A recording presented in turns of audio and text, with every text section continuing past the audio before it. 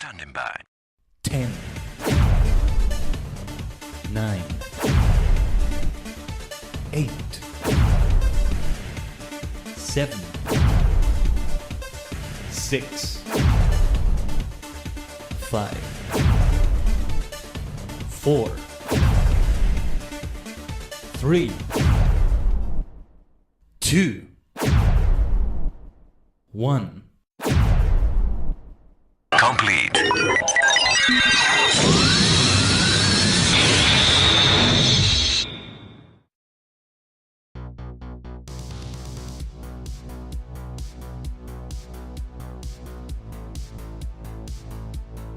Wait, that was the wrong theme. What happened to my theme? Hold on. Let's do it right.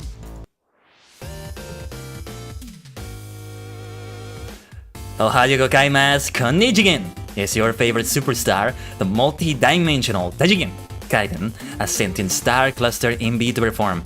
Yes, we got the intro now. I clicked on the wrong song for a moment, so it kind of got messed up there, but yeah. Welcome Ace, Moongeist just went AFK for a little bit, but still welcome Moongeist. Bye, oh shut up Ace. Welcome everyone. I'm crying, that was funny. I'm glad it was at least. See, if we can make Scuff funny, you know, you can be an amazing success as a live streamer, as a VTuber, if you can make Scuff be funny. That's what I always try to do, so yeah. Welcome to a special edition though. A special edition. I love you too, Ace, I love you too. Seriously though, welcome to a special edition of Tajigen Toku Tuesday Talk. See, we have Blazar, Geats and King-Ohger as always, but we also have SHIN Kamen like that. At long last I watched it. It wasn't part of the watch along earlier today, but I did watch it. I feel like I might do a watch along of that again maybe. I would like to invite you all, those of you who know nothing about Kamen Rider, to watch it, because it's a really great way to get started with it, or at least get a good idea of what it's about. Like seriously, oh my god. Ace, the dude about to kiss me, he's so close. No. Here, you're supposed to stare into the beauty and the madness of the cosmos. Look into my eyes. Oh, actually, let me do something very quickly. So it's a little thing I forgot to do, setting up the stream. But yeah, I mean, oh my god, I don't know how long I'm gonna spend talking about SHIN Kamen like that, because there's some amazingly good stuff in there. Like, there's gonna be so much to talk about. Don't ban me. I'm staring at something else. Don't ban me. What the hell are you talking about, Ace? What are you talking about, you maniac? What on earth could you be talking about? So yeah, let me set something up very quickly. I forgot to do a little something. You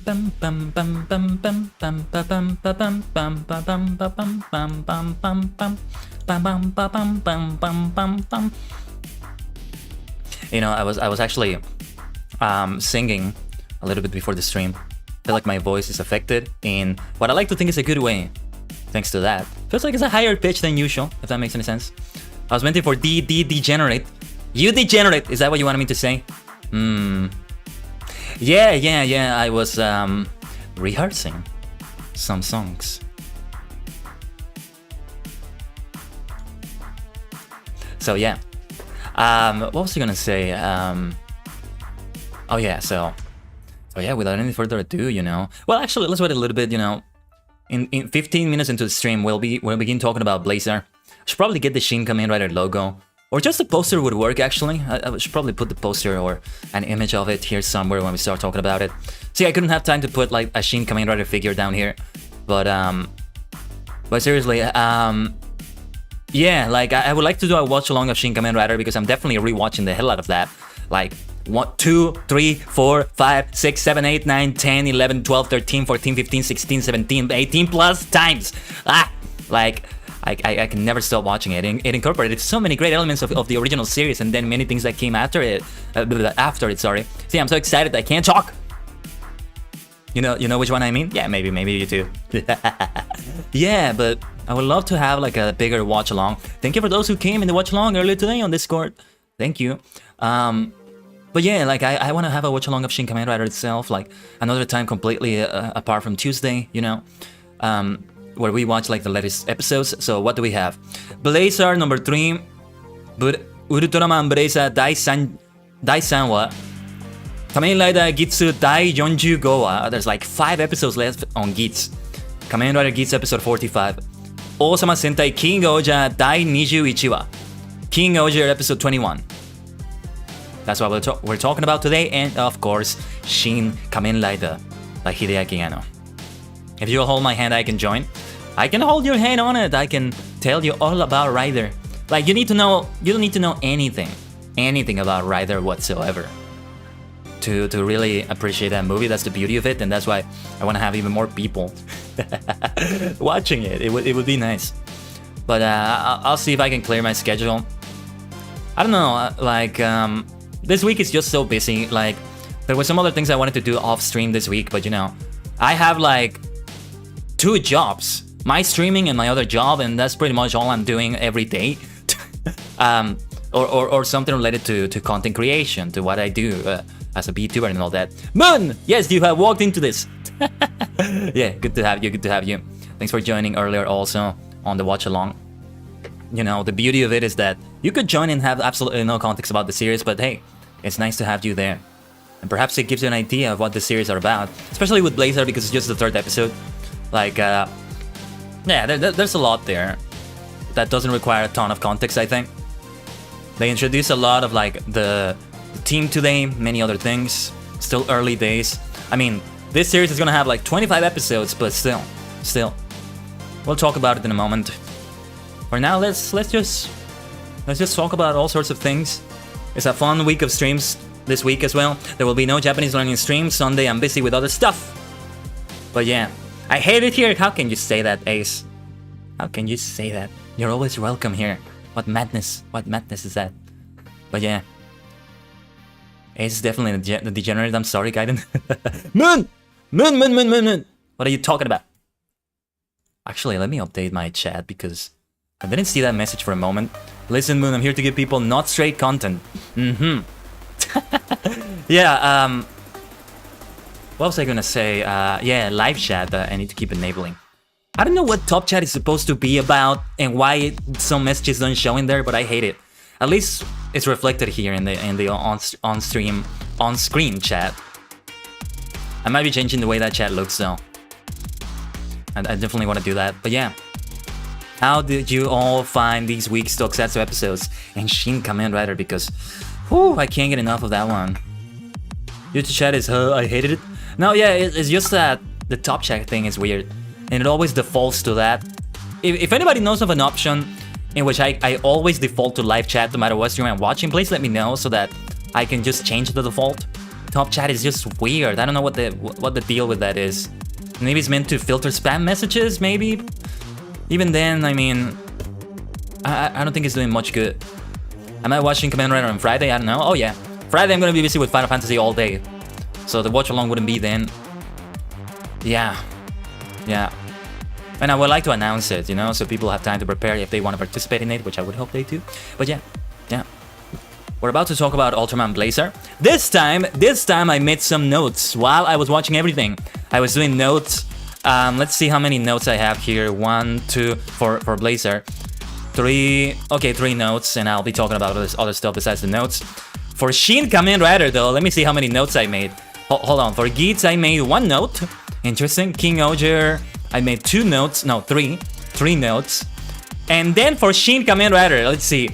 1, 2, 3, 4, 5, 6, 7, 8, 9, 10, 11, 12, 13, 14, 15, 16, let's see, 17, 18, 19, 20, 21 notes. 21 notes. Yes, let's go. No, not 50 Moon. That would have been nice, but 21.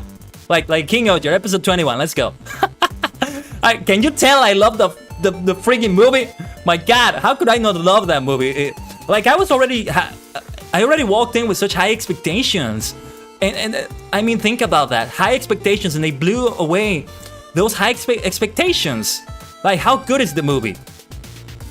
At the end of the stream, we're gonna give ratings to things. The most likely thing is that I'm gonna give a 10 out of 10 rating to Shin Kamen Rider. For God's sake. Ano Hideaki-san. Hey, Alistair Dante, am I streaming here now? I'm streaming in both. Take a look at my schedule. Good to have you here though. We're streaming on both YouTube and Twitch. The next stream is on Thursday, Fall Guys. Collab. Ace is gonna be part of that, I think. AIC collab on Twitch. And then both YouTube and Twitch on Final Fantasy Friday.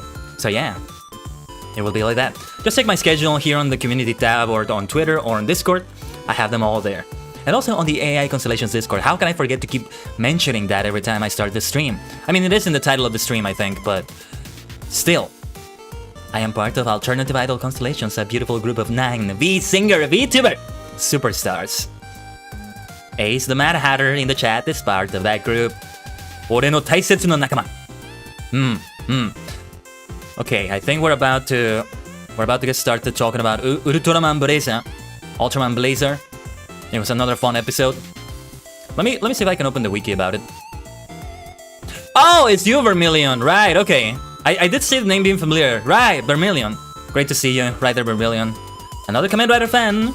Good to have you here. Yeah. So, I think we can begin talking about Blazar. Blazar. Let me see. Let me just get the logo here. Maybe I'll start showing like a cover of the show or something instead of the logo. Bum, bum, bum, bum, bum, bum. It takes a while to see. Okay. I think I found it. Oh yeah, man. Can you tell I had fun today with what I saw of Tokusatsu? I also wanted to watch Kamen Rider Outsiders. That's something that we may cover just a little bit though, because I haven't actually watched it, but I've heard of pretty much everything that happened with like Bronze Drive, Nico from X8, George from Revise, and then a new rider using Kamen Rider cards from Decade, played by an actor that's already played like 2 or 3 other riders depending on how you see it. My god. Nakamura Yuichi. Yuichi Nakamura is the name of the actor. But now, let's first talk about Blazar. So, Kamen Rider Blazar Dai-san wa... wait, did I say Kamen Rider Blazar? Oh my god. Shin Kamen Rider, right? Just messes me up. No. Ultraman Blazar Dai-san wa Ultraman Blazar Episode 3. What was the name? My name is Earth Garon? I think that was the name of the episode. Yeah, Earth Garon was a lot of fun. Sugaron. I've become very fond now. This is also why I got more into Super Sentai this year. I finally have become fond of like giant fights. For me, they used to be very boring. So Ultraman and Sentai escaped me a lot. But now, I love them and what they've done with Earth Garon. Like all the Ultraman mecha are also a lot of fun to watch.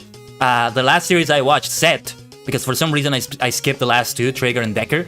I love the mecha they had in there. It was a lot of fun. So yeah. Outsiders is weird. Seronos is back too and it's weird. I don't think it's Seronos. It's just the same actor, but it's not Seronos. Never big on the TTFC stuff. Oh yeah. I am like a complete 180 from that, Vermilion. I just love it to bits. It's what they do with continuity, what I always like to see with continuity, and I've always said Kamen Rider lends itself so well with that. Tycoon versus Shinobi just... Yeah, like... I was fanboying as much as I did for Shin Kamen Rider. I gave it like a 9.5 out of 10, I think. But I think I might give it a 10 out of 10 with what they did with Sekros in that special. So yeah, it's a completely different opinion. Oh, you had to finish your cooking? Yeah, Ace, yeah. We're just beginning to talk about Ultraman Blazar, so yeah, let's cover that. Earth Garon. From what I know, it has been in Ultraman series before. Do correct me if I'm wrong. My Ultraman knowledge is not as good as like my Rider knowledge. The same goes for Sentai. For Sentai, I know a few things here and there. With Ultraman, I need to become more knowledgeable about it. Maybe watch all the openings, all the transformations or something, start looking more into that. But yeah, much like the mecha, the giant robots that they had in Ultraman Set, these are remakes of previous robots, which is fun. The synergy of the team was great to see too, you know. They continue to be very... What's the word? Charismatic, not necessarily, but like very striking characters that... Seeing the banter between characters, seeing the way characters interact with each other is always a lot of fun for me. And, you know, this team of people, led by Gento. Himura, was it? Himura Gento? Yeah, the protagonist, that is also Blazar, was very, very fun to see. Especially that training sequence where they had like a miniature fight. Like, he was very kind of funny to see them do it like that, very whimsical, but they also were taking it very seriously because it's meant to be like a very serious training exercise, as it should be. Like, it's supposed to be a serious training exercise, and that was great. Like, it's all directed so well. And also the fights, for that matter. I expressed it while we were watching it, like the fight sequences, like Blazar just going achi achi achi, like Atsui, when something was very hot, when the kaiju he was fighting was very hot. I don't remember the name of the kaiju anymore. I'll take a look at the wiki in a moment. That was so well directed. That was that was so much fun. Also, thank you for the reactions you're all doing. I see them. I still haven't found a way to display that on the stream. When on the little heart that has like different reactions, right, with emoji. I still haven't found a way to show that on the stream. I don't know how. I've seen some of the streamers do that, and I don't know how to do that. Like, we tried like on the last stream. Look at all of you, like shocked face, shocked face, shocked face, shocked, surprise face, surprise face, surprise face. What's going on? Are you surprised that I am so passionate and so excited talking about Tokusatsu? That's not surprising. That's not surprising. What are you talking about? What are you talking about? That's you. That's alright, man. That's alright. But yeah, what was I talking about? The fight scenes, right? Yeah, like nearly every fight scene in Tokusatsu is fun. Shin Kamen Rider, of course, had great sequences, but we're talking about Blazar. And I was kind of hoping that Earth Garon would be the one to defeat the kaiju. Like, literally only this episode is when it does that. And Blazar wouldn't even step in. But the series is called Ultraman Blazar. He's got to step in at some point. And it was done very well. It was done very well right there. And it's kind of funny how they kind of didn't question Gento, the captain, disappearing for a moment. Because he went out of the mecha for a moment. And I guess they just kind of thought that he was on top of the mecha all the time. Like, it got up for a moment. Like, the woman part of the team, I forget their names, that was like piloting it. She was given an instruction of how to like put it back to life, and they didn't even think of like Gento being out there on top of the machine. Like, if he had been on top of it when it rose up, he would have fallen. He would have fallen and died, I think. And they kind of didn't question that. That was kind of funny.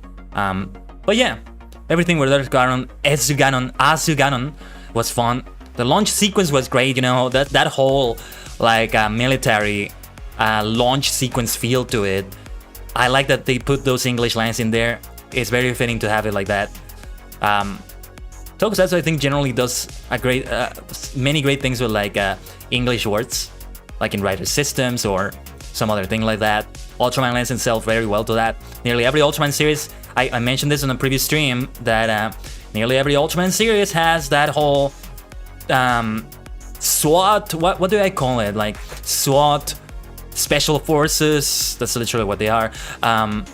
Military.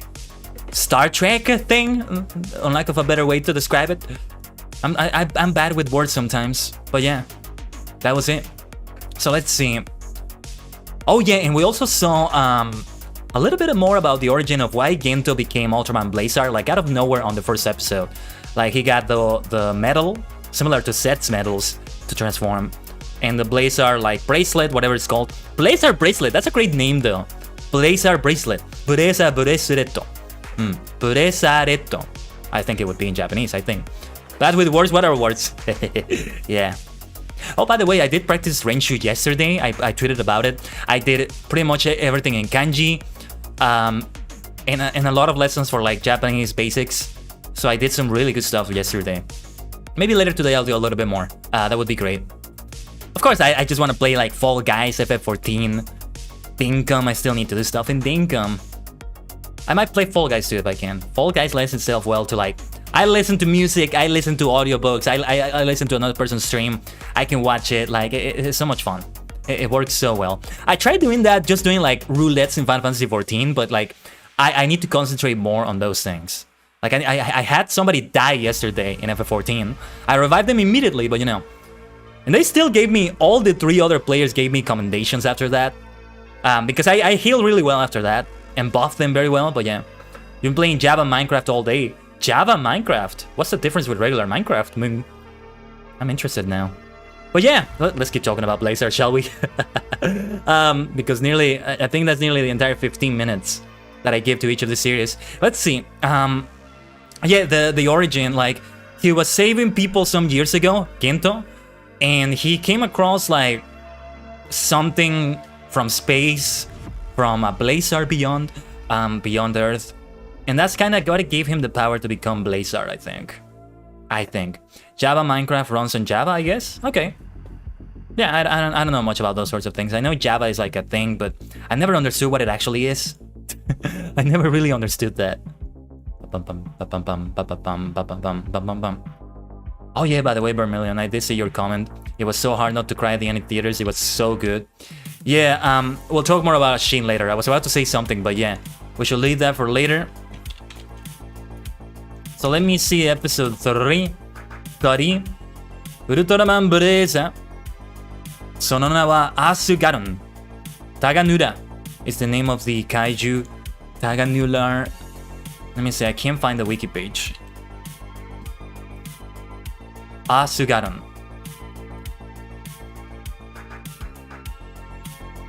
Sonona wa Asugaron, yeah. And they use the kanji character that I've been learning recently. Sonona wa Asugaron. That's so great to see. Being able to read that. Well, I'm able to read that because I know what it says. Not because I actually read the Japanese, but yeah. Guard finally welcomes the last member, Yasunobu, who had been involved with the development of the new weapon, Artagaron. Now with the whole team gathered, they begin to train against kaiju. In the midst of this, they are informed of a mysterious phenomenon occurring around the world. Storage tanks with new energy sources are being emptied overnight. Guard believes that this is caused by a kaiju and deploys Artagaron to the field for the first time. This also reminds me that they introduced a new thing, like a new element of like the universe itself, the world, which is a new, like, well, literally element, energy source, like carbon, water, wind, air, like, you know, nitrogen, that sort of thing. I forget what the name was. I actually did read the name. In the katakana it was written when it appeared on the screen, but I forgot what it was. But it's a thing taken from water that is like a super clean energy source. Like it's really nice that they have that in there. And the kaiju was stealing that, and potentially it was going to cause an explosion from that. So good conflict there. Starting to get the team to learn their own things. Let me see. Taganular. A coleopteran monster. Hochu kaiju. What is a coleopteran? I think that's from like dinosaur times, right? Oh no, it's an insect. It's like a beetle. Right, it did say, one of the characters did say it's like an insect. Let me see. This is interesting. Part of the elements were inspired from the Makai beats from Space Sheriff Sharivan, Uchu Keiji Shariman. Right, so let me see if I can remember the element. Theaterium.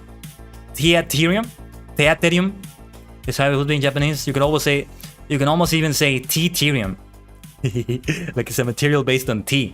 Now I would be the kaiju draining that material if it were like that, you know. But yeah, let me see.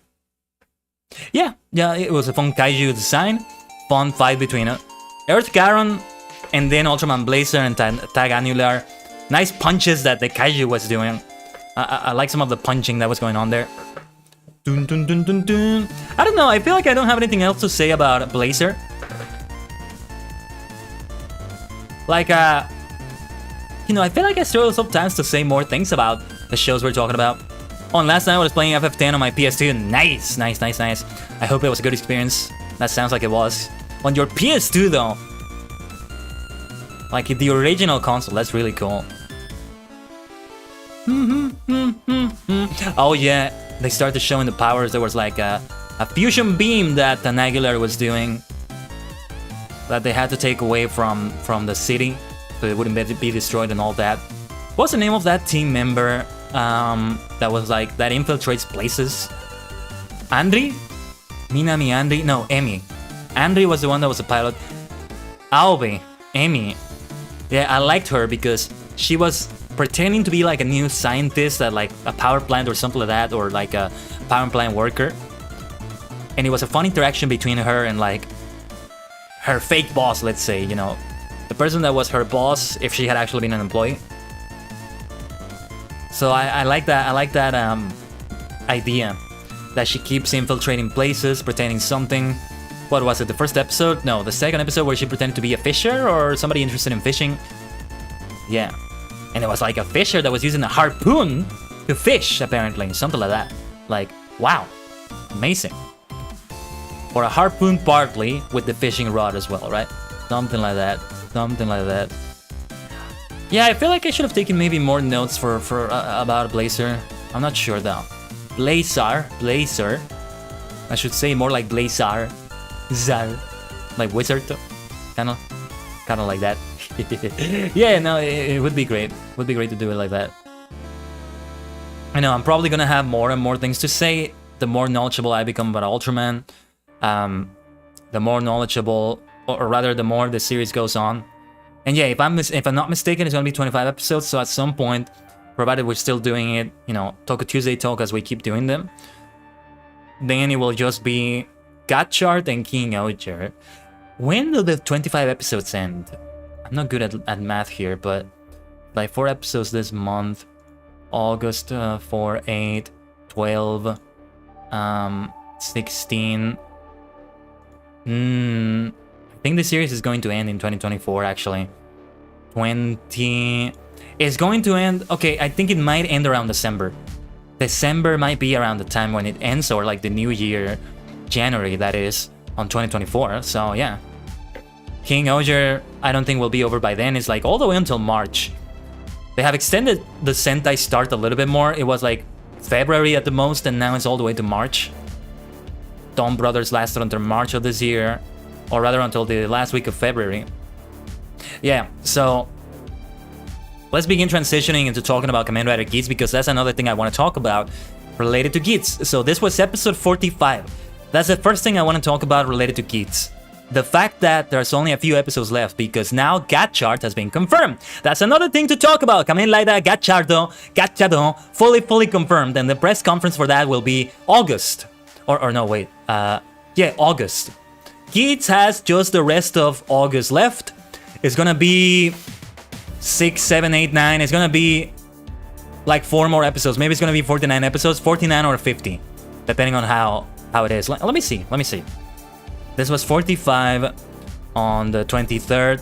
Yeah, the next one is gonna be August 30. So it's July 30. So it's still gonna be July. And then there's 4 Sundays in August, so that should be 50, like the big 50 for Geats. Was revised also 50? I think it was also 50, which was very fitting, you know, given that it was a 50th anniversary series, at least at first. So yeah,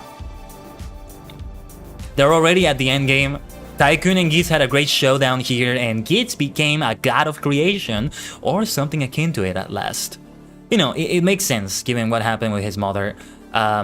I already knew, I already got spoilers that it was going to happen, unfortunately, from Twitter and places like that, but, you know, it was still great to see how it all came together, how it all finally happened. And what was I going to say? And then there's like, I keep forgetting the name of that character, like the final boss, basically, of this series, who is going to be facing Geats one-on-one or something like that. He, I think they're going to do a showdown. Some characters are maybe going to die soon. I can see Boffa dying. He's going to have a showdown with Beroba next episode, yeah. He's going to die. I refuse to believe that he's not going to die. He's going to die. Something about his character arc. It would be fitting for him to die at the end, sacrificing his end for Geats' greater good. It kind of feels like it's going to be like that. Beroba might die with him. It may not be next episode that Boffa dies, but still, he's going to die soon. That's going to be a bad end for Beroba. I don't know what's going to happen with Kekera. I like to think that Tycoon is going to change his... Or rather, Keiwa is going to change like his mindset. He's not going to be as evil as he's been lately, if that makes any sense. But yeah. So let's see. Oh yeah, Dapan coming back in this episode was fun. Beroba, the interaction between Beroba and Dapan was great. Like, she's like, I just want despair and destruction for humanity. And he's like, oh, we're going to be great friends because of that. I have forgotten what his motivations were like in the first episodes. It's been a long time. It's been a long time since he first showed up. Like, it was last year, you know? I mean, September and like October of last year. The first episodes of Geats. So he came back nicely. He's still like the little rascal that he's always been. He also had a nice interaction with Dapan and Tycoon because of all the character development that's happened, especially with Tycoon. Dapan is coming into something completely different than when he left it off, and he still fits so well in all this. That's why the writing is so good in Geats, and their interaction was great. You know, Tycoon's whole reasons for wanting to destroy Geats and remake the world or something like that. Not destroy the world, rather, but you know. Dapan was like, haha, how people change. Now you see what despair is like and what it's like to hate people, you bastard. So it was great stuff right there. So let's see the summary from the Laida wiki. Let me find it here.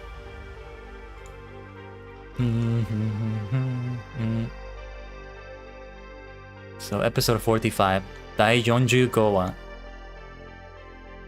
See, I also was kind of looking at this differently after watching Shin. Like, it's reignited a lot of things for me for Kamen Rider.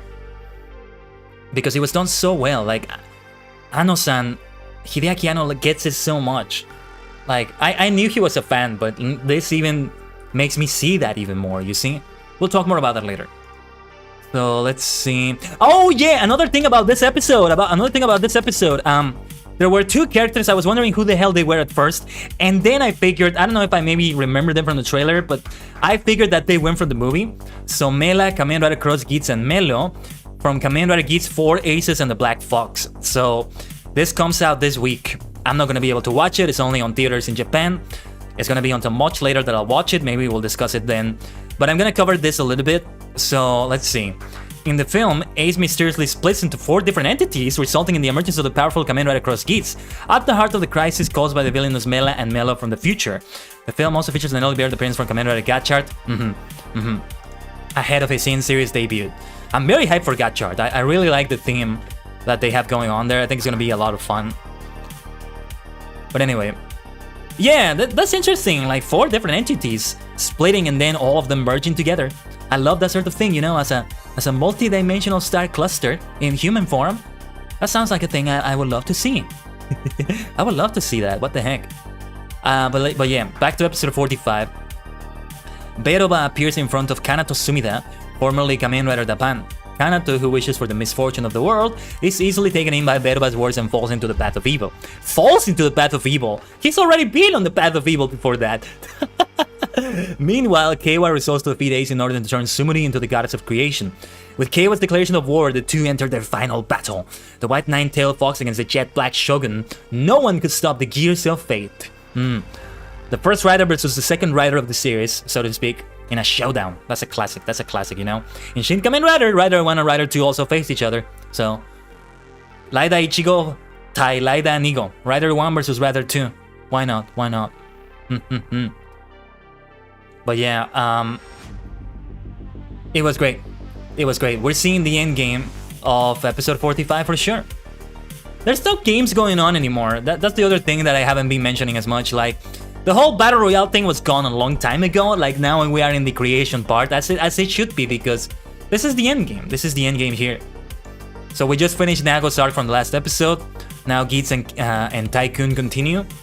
And then Bafa, Michinaga is also gonna get some stuff next episode. Some major stuff.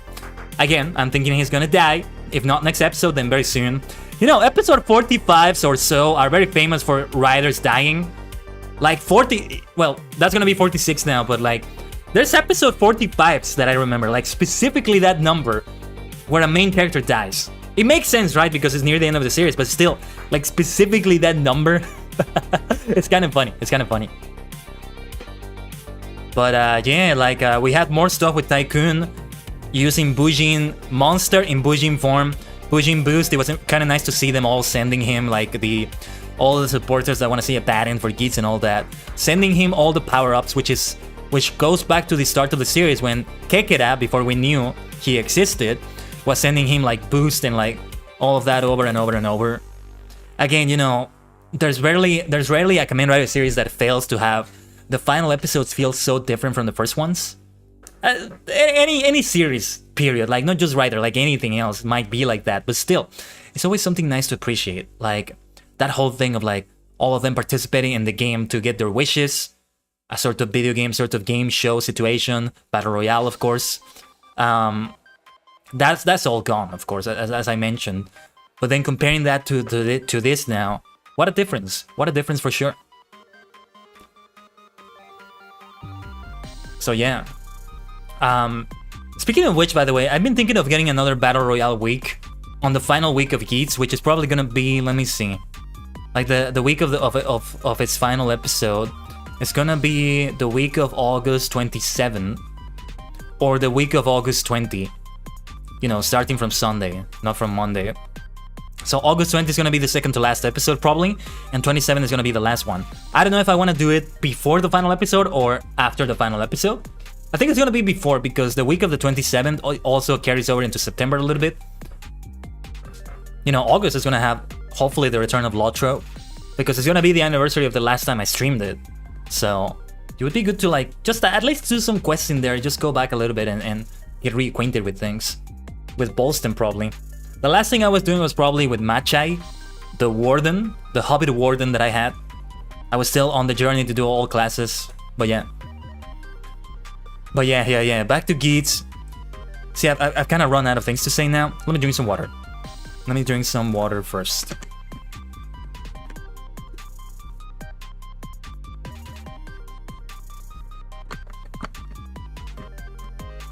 Once again, I have not been hydrating well. But yeah. I should probably do something about that. Oh yeah, let me recenter myself too. I'm a little bit off-center. And now I feel like I'm a little bit off-center in a different way. Okay, I think that's a little bit better. The woes, the downsides of being 3D.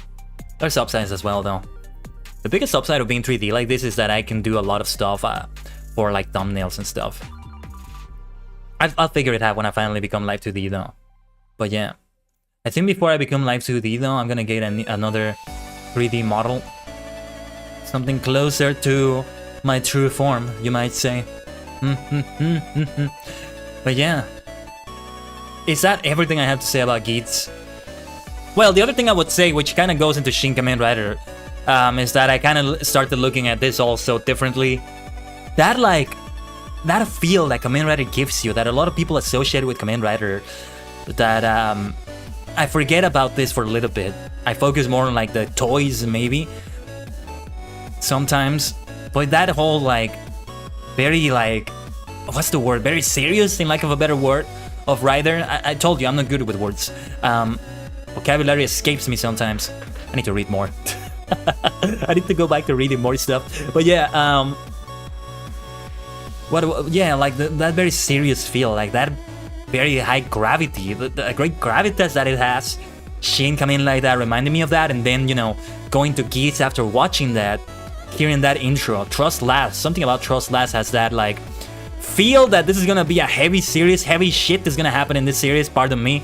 But yeah, you know, heavy stuff is gonna go down when you hear that song. This is not happy-go-lucky stuff as some songs are, maybe. No, it's gonna get serious. People are gonna die, bittersweet moments are gonna happen, loss is gonna happen. It's not gonna be a happy series. Something about the feel of that song. And so yeah, the overall feel I had for Geats. Overall, I think Rider is a great mix. It's not really that, but rather a mix of the happy part and the serious part, so to speak, to make something very bittersweet. When a Rider ending is bittersweet, I think they have done it very, very right, and most endings are like that in Kamen Rider history. Like the greatest examples of that are the Black ending, the ending for Kamen Rider Black, the ending... the original series ending, depending on how you see it. Cool Death! Cool Death! Yay, it's cool! yeah, but...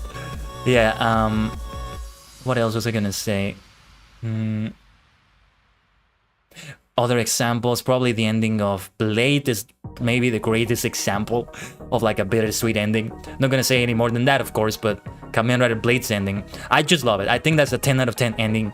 You know, all sorts of opinions happen for that ending because there was an alternate ending in the summer movie. So, you know, there's always like discourse about that in my opinion, but like, to me, that's like perfect Kamen Rider right there. Gaim's ending maybe. What else? What other ending? Wizard's ending. Wizard's ending for sure. Yeah. Force was a very happy ending because it was a very happy series overall. which was great. Also sending, of course, also sending. Although it was more sad than it was bittersweet, I think. I'm not gonna say any more than that, though. And the same for the movie after that. Oh my god. Yeah. Yeah, I don't know. Like, Geats, I don't know what the hell the ending for Geats is gonna be. My prediction is that the world is gonna be reset to something better. To the point that the world will no longer get reset, and those powers that they did in the Desire Grand Prix are gone because, you know, they're too dangerous. They should be gone for good, but it's gonna cost Ace's life or existence. It's gonna be something similar to Gaim, I think, in that he's gonna ascend into a godhood of sorts and just be beyond this world for the most part. I'm very curious to see, you know, it's also gonna be very curious to see what they're gonna do in the team-up movie. I'm assuming they're gonna have one again with Gatchard in December. Can't wait to see what Gatchard does. They have cards again. I knew it was gonna happen again eventually. Now is a very good time for that. They're gonna be selling booster packs for that, for God's sake. Booster packs. Yeah. And yeah, they made the announcement like late last week, like Thursday or Friday, something like that. It was kind of part of the Kamen Rider weekend, as I call it, because we had Outsiders. We're gonna cover that a little bit more later. Remind me after SHIN. We should probably cover that after SHIN a little bit. Well, let's mention that a little bit. There's not much for me to say other than, you know, the stuff I already said at the beginning. It still hasn't been subbed, so hopefully I'll watch it when it's subbed. You know, here's another fun fact, actually. I haven't seen the rest of the Outsiders episodes yet. Like, I still need to catch up to all of it. So I'll be doing that too. I'll be doing that for sure. I guess I was kind of waiting to finish Revise, which I still need to finish, by the way. I dropped it for like several months now. I was in like episode 8 or 9. Watching it along with Senkaiger. Yeah. But yeah, Outsiders, you know, the episode looked really cool. Obviously, I'm not gonna rate it at the end of the stream because I can't. So yeah. Yeah. So let's see. Let's move on to King-Ohger. Ooh, King-Ohger. Oh, yes. So I made a few notes of the King-Ohger episode. So when the episode was starting, I could already see that it was going to be more of a recap episode. But at the end of the episode, it wasn't that much of a recap. Like, there were some recap things, but for the most part, it wasn't that much of a clip show recap episode, actually. Like, they mostly had new stuff going on with the, you know, with a little bit of recapping here and there. Like, I was expecting them to recap Jeremy. They didn't even do that, so it was mostly an episode where they had less stuff going on at the moment, so to speak, but the stuff that they had was great. And the format, the direction was so great. It starts with like a scene that happens later in the episode.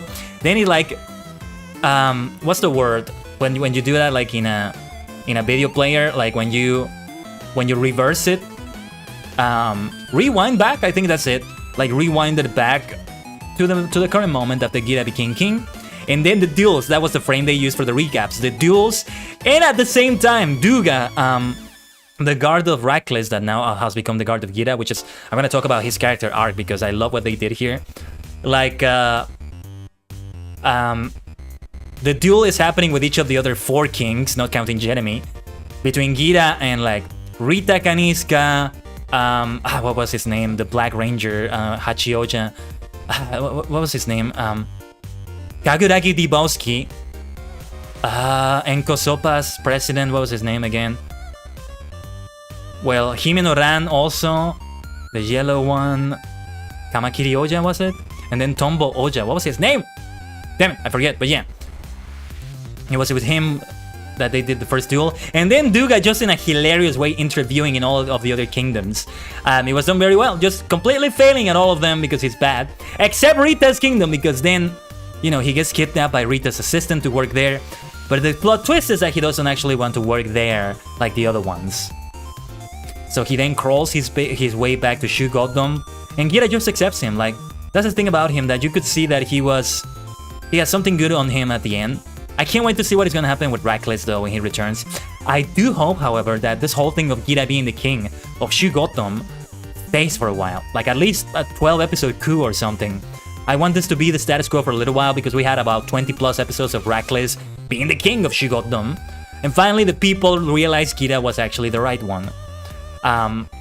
I gotta talk a little bit about Gira here though. Gira continues to be just everything I've been wanting to see in a superhero for so long. Like a superhero that behaves like a villain, just laughing. 俺はジャックの王だ I'm going to destroy your happiness. Like, saying very cruel things to the enemies like that. The fact that they're villains, you know, I'm just gonna do villainous things on villains as a hero while saving people. I'm going to crush your happiness, you villain. Like, that was so well. And the whole reason why he does that and how he does that is done so well. Ace, I'm gonna go to sleep now. Ace, cutie needs sleep to be more beautiful. Oh yeah, Ace. Thank you for the stream. Have an amazing rest of it. See you soon. See you soon. Nakama, taisetsu na nakama, taisetsu na tomodachi. Have a good sleep, alright? Oyasumi nakai. But yeah, like Geats has to. I don't know. If they do things right, this may even become my favorite Sentai series on top of like Q Ranger. I mean, superstar space rangers that are like 9 to 12 rangers. I mean, of all so many colors, and there's a violet ranger there too, like in King-Ohger. It's hard to top that series. Like, it also raised the standards for Sentai. Like this, like King-Ohger is doing. Like, the way the episode began with like the opening, there wasn't even a cold opening. We just went straight into the opening, but instead of the opening sequence, they did the dance from everyone, even showing Geats for a little bit. Like, that was very nice. That was very nice. They're doing all sorts of experiments with King-Ohger that, for the most part, I think are successful. Like, it was amazing. It was nice. I'm gonna have to see that sequence again. And yeah, with the dancing and then a little bit of flashbacking on the intro as well. There was a little bit of that. So yeah, also Duga, who went back. His character arc has been great. Like, I was hoping to see him get a redemption, you know, like help out with Kira. That was nice, because the other assistant, I forgot his name already, he was killed. Somebody was pretending to be him for a while. The one from the Ragnarok, I keep forgetting their names. I need to make a note of the names now. I need to start making notes of the names as well. But yeah, you know, wow, how well it all is in King-Ohger. I'm very interested to see what they're gonna do with the demands.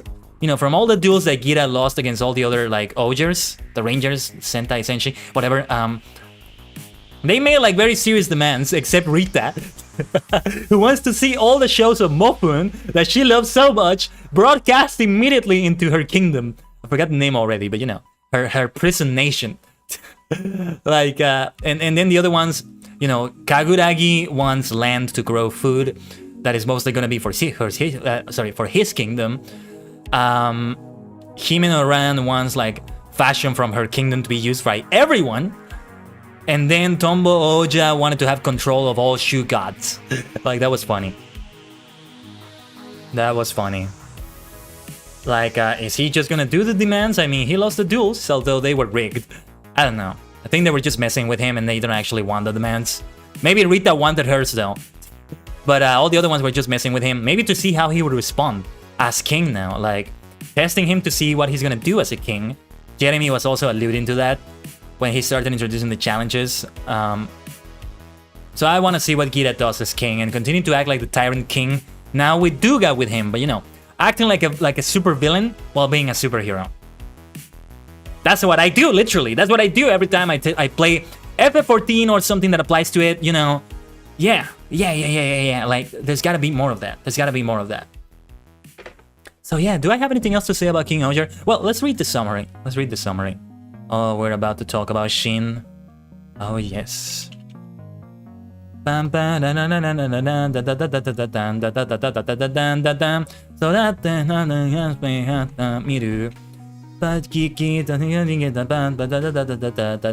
okay. Push forward on the high road. Tsukisuzume, Odo O. And the way they show the episode title at the very end of the episode, so well done. A great shot of the 6th King-Ohger with Geats in the golden king form. I forget the name. It's Gatku Agata Ohger, right? I think it's Gatku Agata Ohger. Anyway, the synopsis: Geats wins the trial by combat with Reckless and becomes the king of Shugotham. Geats decides to compete with the 4 kings in their areas of expertise. Can Geats really win against the 4 kings? Well, spoiler, he can't. Meanwhile, Doga, former aide to Reckless, has begun a tumultuous job search. It was fun. It was fun. Doga, not Duga. Is it Doga or Duga? I need to figure it out. The actor is really good. The actor is really good playing that. But yeah, Doga. It's Duga. It's Duga, yeah. Duga, the way it's said. Yeah, he's always like he looks so great with like the shoe goddamn clothing. Everybody, what's always so great is how great everybody looks with like the kingly outfits. Rita's outfit, of course, is my absolute favorite, but like, it's just really great overall how it's all seen. Like, man, all of them like wear those things so well, and when you see the actors outside the show, you can tell that it really is the outfit. Like, it's not just that they're all good looking because they are, but the outfit is mostly the outfit that makes that great effect to all of them. I can't get enough of King-Ohger. I wish we had like 2,000 episodes of this in the future, you know? It's gonna be so tough to go for the next Sentai series after this. It's always tough to like keep switching from series to series every single year, but those series that you become more fond of, it's even harder for those. We'll see more of King-Ohger in a sequel movie, probably a team-up movie with the next Sentai, but still, I need to watch that one they're gonna do with Dawn Brothers. Has it released yet? Probably has released yet. It's already like July 25, July 26 in Japan. Yeah.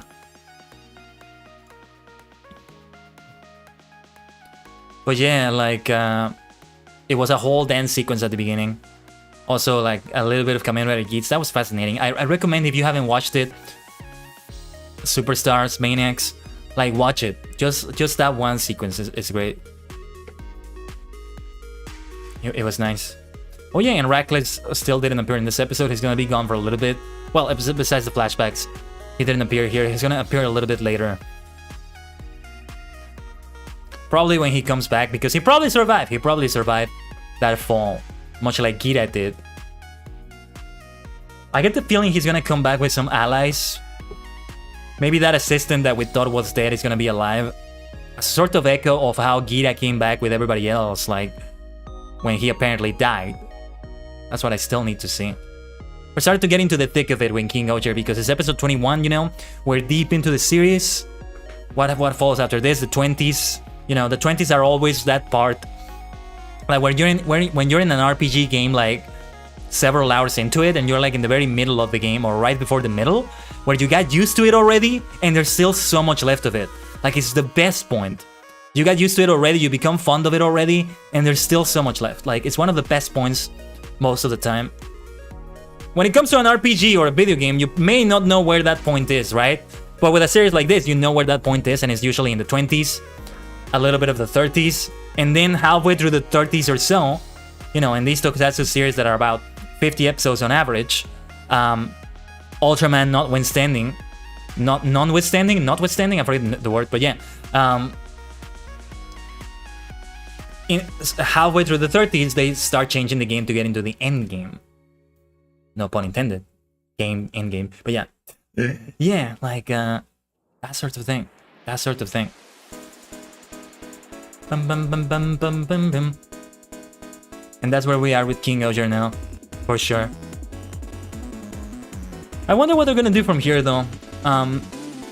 Rider sort of raises standards of many new forms and many new like suits being introduced all the time.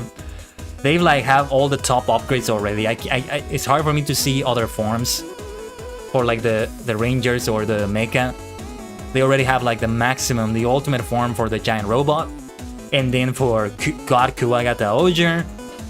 I wonder if they're gonna do more suits, more forms, or more Ranger-like figures like Reckless, right? He also has his form. And start raising the standards, so to speak, raising the bar, rather, for Sentai, much like Rider has done recently. That's something I've been wondering about, like, they keep introducing new suits all the time in Rider. At some point, something's gotta give, like, what if they have less budget for, like, a future series and they need to stop doing that? And fans have already become used to more and more forms being introduced. Like, I remember Go Busters having issues when it kinda, like, made things more... what's the word? I forget what the word is for this. More like serene, more played down is not the word, but it's the closest I've got. And it really affected the Sentai sales, and they had to like go back to dinosaurs with Kyoryuger. I've mentioned this before in a previous stream, I think. I'm not gonna stop mentioning that, I think. Gatchard is probably gonna have a ton of new forms and stuff like that for Kamen Rider, especially with the card theme. I can't wait to see it. And again, I can't wait to see what's gonna happen with some of those rumors of certain actors being there. maybe playing a character they played before, or maybe not. I think not, but there's something fascinating going on. I know we're talking about King-Ohger, but I want to talk a little bit more about that. What they've been doing with Outsiders, especially that new writer, I think Zane, Kamen Rider Zane, especially with the cards going on, I wonder if it's all leading into Kamen Rider Gacha somehow.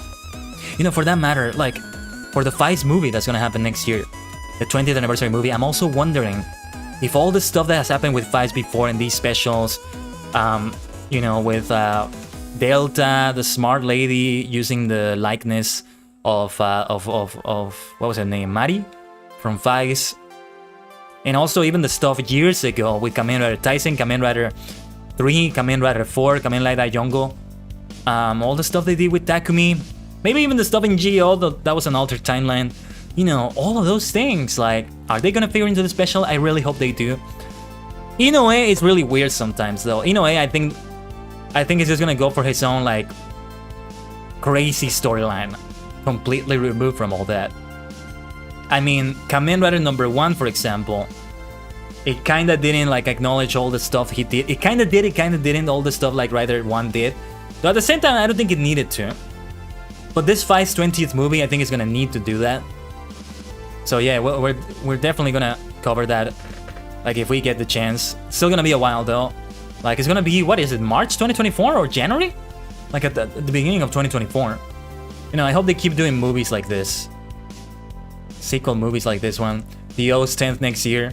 Now, reception to how that went and the bittersweet ending that I was talking about is mixed, but I'm still glad they did it. Like Fice, we already saw a new form for like Fice, which is crazy. Yeah, that's another comparison to Kamen Rider #1 from 2016. Like Rider 1 came back with this super bulky, super like muscular, tanky form, and Fice has something similar going on. I like that they have a touch phone for that one.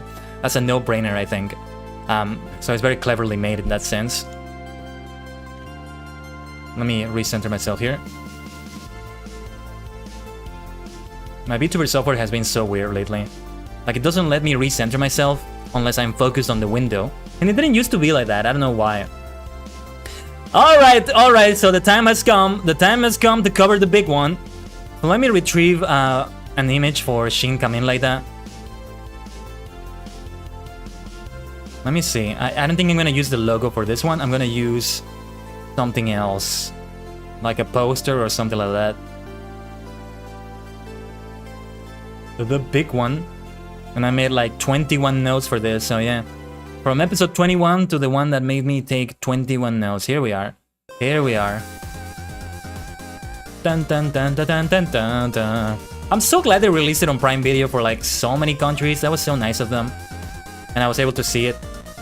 You know, actually I thought there was an issue with it because I was trying to play it and it told me there was an issue playing it, but I think it's something kind of weird going on with Google Chrome. I switched to another browser, to Opera, and I was able to play it there, so I was able to watch it. I'm so glad I did. Like, it made my day become tighter because I had to spend 2 whole hours, and I almost didn't have time to prepare things for this stream, but but thankfully I was able to. And so, let's talk about SHIN KAMEN like that. Hold on. Let me drink some water. I need to drink some water before that. I'm gonna have to recenter myself here. Ba-da-ba-da-ba-da-bim.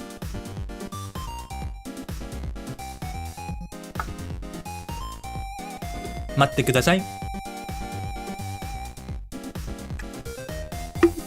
I always look so weird when I'm doing it. You know, because I'm also taking the lid off my water bottle.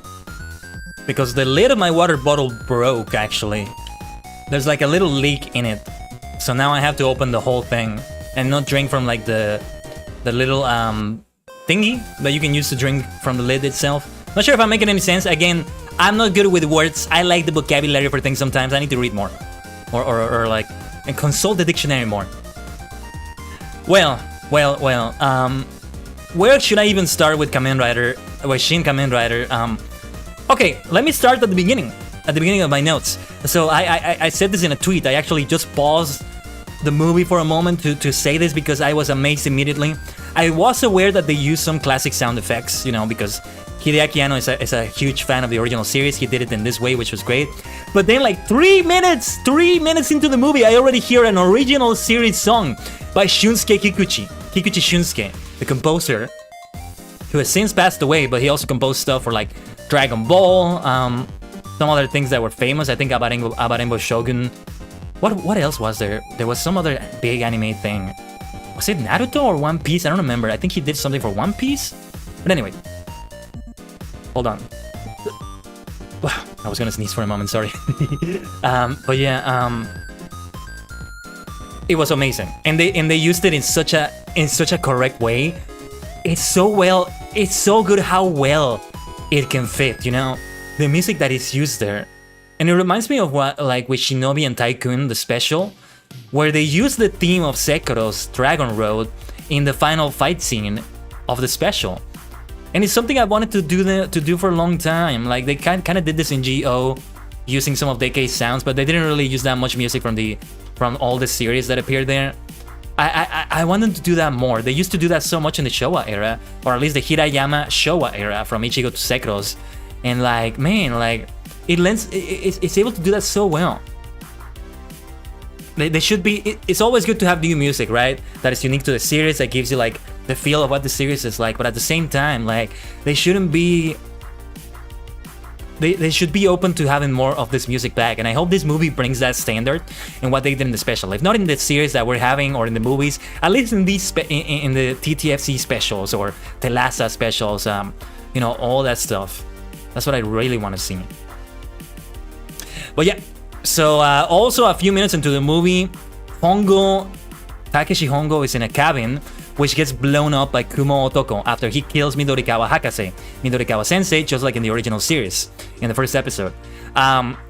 There's a scene where the cabin explodes, and Hongo is able to survive. Like, Kamen Rider is able to get out of it and survive.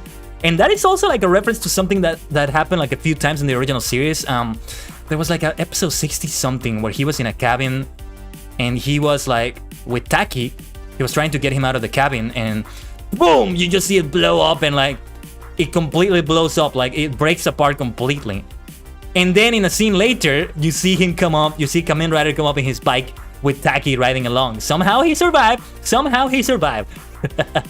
You see, here's the thing about Rider, and they also pointed it out in this movie. The Kamen Rider itself is a walking nuclear weapon, you know? It's a walking nuclear weapon right there. So surviving nuclear explosions, a small explosion in the cabin, compared to that, you know, he's able to do that. In the later episodes, like in the 90s, the last episodes, he survives like a big nuclear explosion, basically. They think he's dead for a little bit, and then he turns out to be alive. Like, he nearly, you know, it hit him very hard. He got buried like under sand for a moment, but he gets out of it. And yeah, it was nice to see that scene in the cabin. So let me see my next note. Yeah, so let me read it word for word as I wrote it. In seeing this Hongo, I see the original Hongo even more. Quote unquote, quote, he might be too kind, unquote. As somebody said, he's precisely the type of kind needed for superhero stuff and for fighting evil and actually killing the villains, killing bad guys, which is something he doesn't want to do. The whole thing about violence, the stuff about his father being a policeman, that was new, but that was implemented so well. And then, you know, Hongo doesn't have the father story going on with him, but it was still great because, how can I say this? This whole kindness thing, Hongo also has it from the beginning. The original Hongo, played by Hiroshi Fujioka. Oh, maybe put a new water bottle on your throne. Ah, maybe, Moon. Sorry, I think you said that. You put that message a while ago. I'm so caught up. Like, I'm so like this is like taking my attention so much because I love it so much. But yeah, ooh, maybe I'll do that. Although that sort of thing is very cheap, you know. I could just buy another one myself. Some of the things I put on that throne are things that like it might take me a while to get them. Like the dynamic microphone, either that one I have on my throne or the ATR 2100 that I used to have. I might buy another one like that, especially because I have a pop filter for it already, so it's great. But yeah, what was I gonna say? So yeah, like that kind personality of his is also in the original character. But the thing is, you easily forget about that with everything else that's going on with him. Especially in the earlier episodes, there's a scene, I think it's like episode 4 or 5, where at the end of the episode, he's like just playing with some puppies. Just like runs over to some puppies that are there in like a shelter or something like that, and he just like picks them up and starts playing with them in such a cute little scene. And it shows like that soft side of his that, you know, especially because of Hiroshi Fujioka's like voice and his overall self, he comes across as like this tough, raw figure that is unfazed by most things, which is true as well, but there's kindness on all this. Kamen Rider Spirits also has some scenes like that, kind of like this, showing like those sides of him. What if I want to buy one for you? Ah, well, okay, let me put a bottle. Thank you for that, Moon. If you really do that, much appreciated, seriously. But yeah, that kindness of Hongo, you know, I would love to see Kamen Rider Spirits. I want to talk a little bit about a potential Spirits anime that I would love to see one day. You know, they're probably going to be busy with Futo Tante Season 2 before that, but there's many elements of this that I would love to see incorporated for the original Double Riders in a Spirits anime, in an anime adaptation of Spirits. Let's do some changes to the original story. Not major changes, but some new scenes in which some of the things that happen in this show happen. With a Kamen Rider Zero Go, maybe. I still need to read the prequel manga. You know, I said I was gonna do it, but I didn't do it. But I can still do it. I can still do it after watching the movie. Because I'm gonna be rewatching the hell out of this. Alright? I'm gonna be rewatching. I'm gonna be doing that so much. So yeah. I'm gonna be doing that. And I wanna be seeing more of that Hongo. I mean, maybe even in the manga, they've already incorporated some of that. And they're gonna be doing that more. I remember seeing some of the pages of the manga 2 years ago when the 50th anniversary was starting. Because it was the actual 50th year, right? And they had like a scene, just like a sort of the cover for the chapter, where they had the original manga Hongo next to this Hongo that is from the, you know, the manga version of the original live action series Hongo Takeshi. And they were like sort of doing a side-by-side comparison of them. And in the middle, there's this text saying Kamen Rider 50 Shunen. And it was so good looking. You just got a rush of anxiety? Oh, I hope you're okay, Moon. I know what that's like. I get very anxious about things. It happens a lot in my other job. But yeah. Hope you're okay. Drink some water. I don't know. If you don't know what to do, the best thing to do is drink water. So hydrate as well. But yeah, then there's also... So let's go for my next note here. There's a little scene that, just for a few seconds, they show like pages of reports they were doing about Shocker's activities and the stuff they had done. And Iga Devil on Twitter, which is he's been a great Kamen Rider content creator for many years now. Who has like great insights about Kamen Rider, for reasons I'm not gonna get into. Like, he has great knowledge for a bunch of great reasons. And he pointed out, he put the stills of like what the text said for those reports, and each of those reports is like based on an episode of the original series. Like for example, episode 25 and 26, I think it was, had like a mushroom kaijin, Kinoko Morgu, mushroom morgue, who was like, oh, pulls out a Uno reverse, you hydrate now. Oh no, the Uno reverse. Oh no, nothing I can do about it. I had to hydrate. Okay. Give me a moment.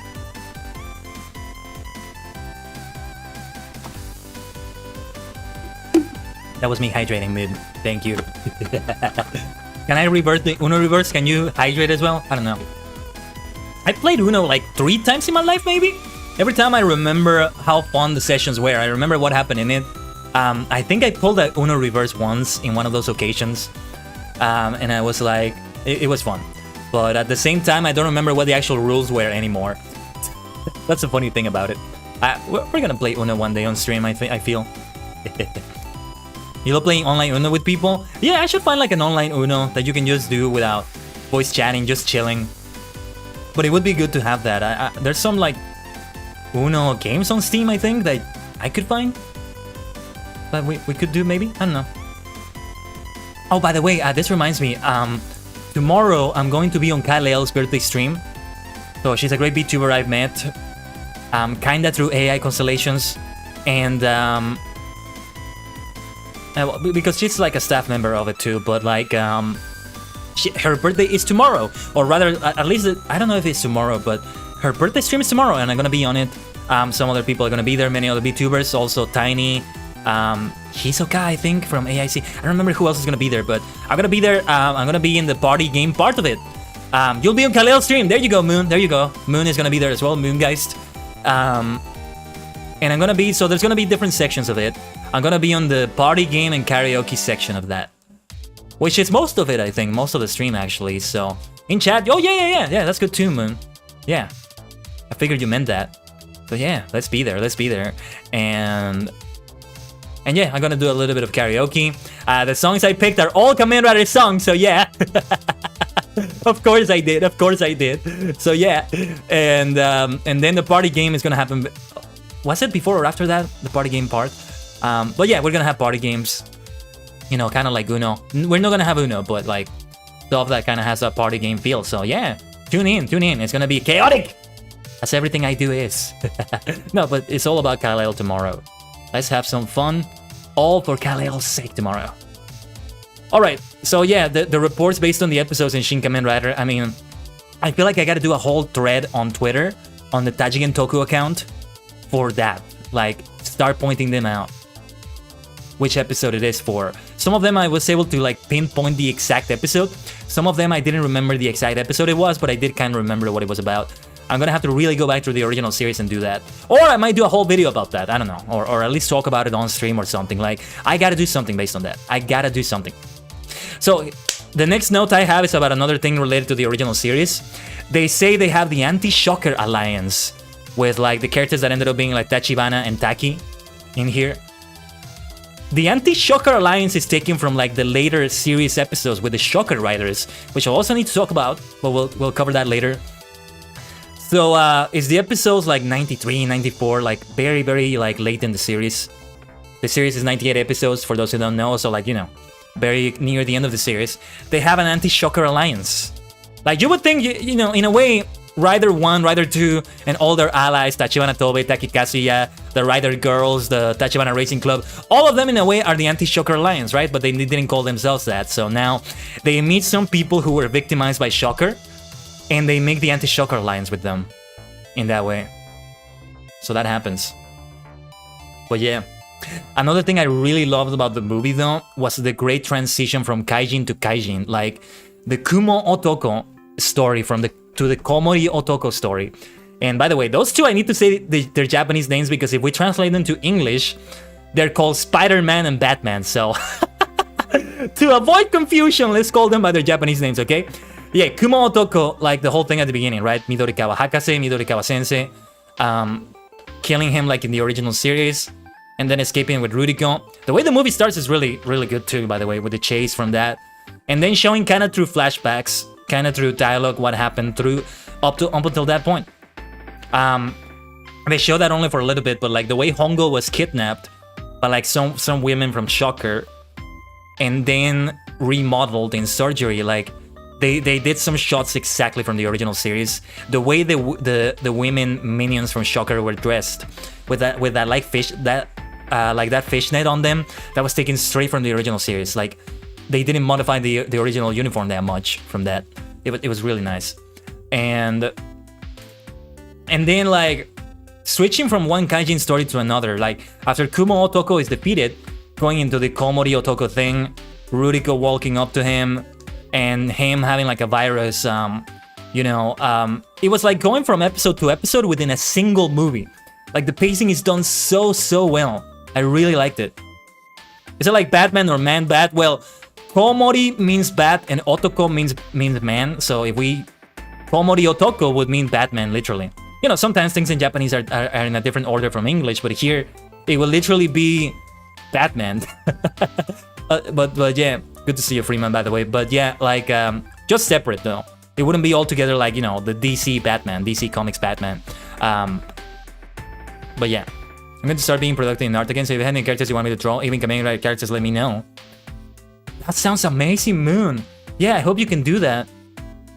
So honestly, if you really want to know what I want to do, what I want you to draw first, I mean,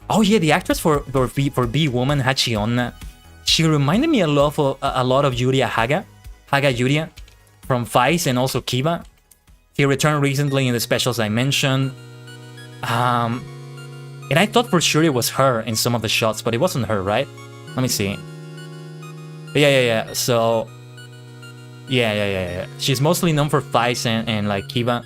She's probably gonna return in the movie next year for Vice. She kind of looks similar to her at times, but yeah, it wasn't her. I just looked it up.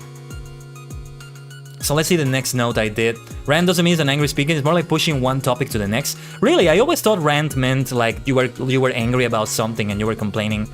I have seen it used in other ways before though, but okay, gotcha. Yeah, like just going passionately about everything I do from one topic to the next. We have a lot to cover, like the 3 current Tokusatsu series, and then Shin Kamen Rider, a little bit of Kamen Rider Outsiders. I am gonna try to start covering like the other Tokusatsu releases, for example, Power Rangers Cosmic Fury. When it comes out, I want to have it in the watch along as well, and it's gonna be one of the main topics. But besides that, like movies and specials that get released, I want to keep talking about that on every Tuesday. Every Tajigen Toku Tuesday talk, or just Toku Tuesday talk. I think I'm gonna lean more towards that name, because we can get to say triple T and we continue the alliteration even more. Yes. You know I love my alliterations, but yeah, let's see the next note. So about the Habitat world, you know, a sort of dimension where they were being sent to that wasn't nice. I think we probably see more about what that actually is in the prequel manga to this movie, because it figured into Kamen Rider Hachigo, Midorikawa Ichiro, like the main villain basically of this. It reminded me a bit of what happened with Kamen Rider Ghost, in that, you know, because of the way Ichiro mentioned that, you know, there's no suffering, there's no death there. You go away from the misery of this world, sort of. In Kamen Rider Ghost, they had like another dimension where some people have lived there for like millennia or hundreds of years, because they figured out a system, a technology that somehow avoids deaths for them. They avoid dying. Like, that was a plot twist because, well, hopefully I didn't spoil anything here, but a plot twist of the series is that it's not actually mystical stuff or supernatural stuff going on, with, you know, Ghost, Takeru being killed and then coming, sort of being a sort of ghost, literally, you know, that's why he's called Kamen Rider Ghost, and people being immortal. It's not supernatural stuff, but it's a technology. It's like a high technology taken from like an alien intelligence, something like that. And again, it reminded me of that whole thing of like making themselves immortal in another dimension. It's kind of funny. And it just really shows you that Ghost has things about it that make it a Kamen Rider series through and through so much. That's what I love so much about this movie. Why I was saying I was happier and more complete as a person. Because I watched it, like, it made me appreciate everything, literally everything Kamen Rider related even more. Like, this movie took so much from what Rider has done in the last 50 years, not just from the original series, and incorporated it into it, and he just did it so well. Such a perfect blend of it all. Like some elements from Vice being there. Like, Vice was really the first series that introduced the whole thing about questioning what humanity is and looking at Kaijin as people as well, who just happen to be Kaijin, you know? Who just happen to be monsters. A thing that has become part of Rider's DNA that I really was introduced more in Vice than any other series. And, you know, Ano Hideaki-san is a fan of Kamen Rider Vice as well. I'm okay getting spoiled, since it feels me on parts that I know. Oh yeah. I mean, I don't know. I mean, I get the feeling most of you, some of you, are not even interested in watching Ghost anytime soon. So there's that. By the time you see it, you might forget it, you know? I recall, like, hearing some Game of Thrones spoilers, like, long before I was interested in the series. I forgot them. I forgot what it was I heard by the time I watched it. So yeah. But yeah, then the next note that I put in all caps, because I was like, I fanboyed, I cried out in happiness when I saw that. Rider 2, Hayato Ichimonji, Kamen Rider number 2, not only did the Henshin pose, but also the fighting pose of the original Hayato. So, you know, the Henshin pose where he puts his hands to his side and then does a circle and then does this, like, strong pose. I don't know how else to describe it. The Henshin pose. He not only did that, but he had the fighting pose of the original series from Hayato. And again, I don't know how to describe it other than actually, let me see if I can show you. I don't know if I can find a picture of this, but I'm gonna try. Let me see because I gotta see if we can find this. I really gotta show you. Excuse me, I need to drink more water. Let me see. Let me try to find it here. Is it this one? No. Hold on, I'm trying to show it on the stream. Just need to set it up properly. Alright, so Ichimonji Hayato, I need to search him because the funny thing about him is that he mostly did that pose out of suit. Like when he was transformed, he didn't do that pose as much. Oh yeah, here's the Ichimonji from the movie. That was him, and here is the original. So this was the henshin pose I was talking about, but the other fighting pose, I don't know if I can find it. I need to really find it somewhere. So he puts his arm over his head, and the other, like, extended, and the other one is extended. It's like a really cool looking fighting pose, a particular like martial arts fighting pose. And he was doing that all the time. And then the writer 2 of this movie did that while transformed, and it was like so cool, so good looking, but I can't find it. It's not here anywhere. Let me see if I can search Ichimonji's name on Japanese characters only. Give me a second here. I need to copy and paste these. It's interesting to see the duality of the whole franchise. The kid side where we advocate friendship and doing the right thing, and then the dark side where we talk about post-humanism. Yeah, that's Kamen Rider so much. What makes a human and what does it make? What makes one? And then also like deaths happening and all that, like bittersweet endings as I was talking about earlier. Let me see. I'm gonna try to search fighting Posu in katakana, or the scene where he is crying, like it was done so well. I also put that in the notes, like the scarves are a thing that Ruriko gives them that are actually not part of the outfits like in the originals. She gives it to them, kind of christening them as superheroes. And so the moment where he is being given that scarf is when the brainwashing is taken off, and he gets... So the brainwashing that happens here is that they replace the sad memories with euphoria and happiness, and that makes you be on their side, I think. Which makes a lot of sense. I could see myself just like being mind controlled by all my sad memories being replaced by something happy, you know? That's something that would really like... I'm like, you're kind of doing this for me, I'm gonna be on your side. And well, it's also mind control, like it's not just about me deciding, but yeah. His memories are out and he's crying while Ruriko is putting the scarf on him. It's like exactly what a Kamen Rider is like he becomes the Kamen Rider by having that. His sadness makes him become the Rider's superhero. So yeah, I can't find the fighting pose. I can't find it. We see all the poses all the time. Sasaki Takeshi, by the way. He's amazing. He obviously looks a lot older, but wow. The original actor. Takeshi Sasaki. So let me see if I can... Let me get my Japanese keyboard for this for a moment.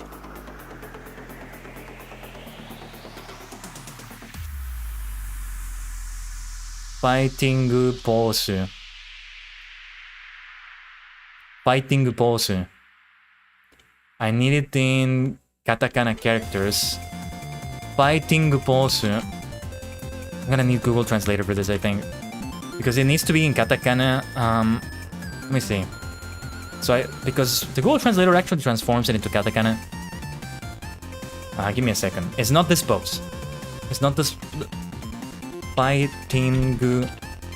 Wait, I need to have the little. Damn. Hold on. Let me see if I can have a translation of fighting. I didn't type fighting correctly.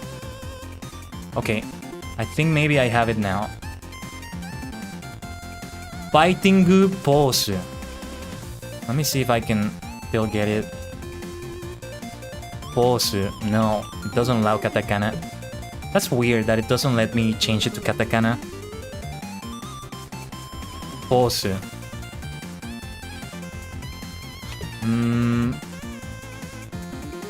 I'm trying to get it in katakana. Give me a second. It's taking me a little bit. Okay, I got it now. I'm probably still not gonna find it, but it's worth a search. Fighting pose. Yeah, that's fine. It's showing the results for this. I probably mistyped one of those things. I didn't get it right. It's getting the other poses still. Oh, this is also the new Ichimonji from the movie.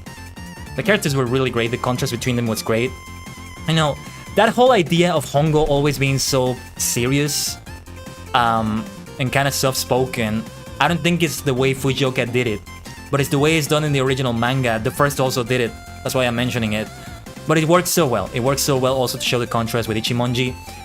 Hongo was not that soft-spoken here. Like, there's moments in which he's gonna be very extroverted, let's say. So that was great to see too. I couldn't find it. See if this picture has it. Still doesn't have it.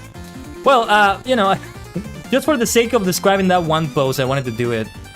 But yeah, hopefully you get what I mean. It's a great pose that he does, that he used before, the original character used before, and the fact that they went all the way to showing that detail was the great thing here.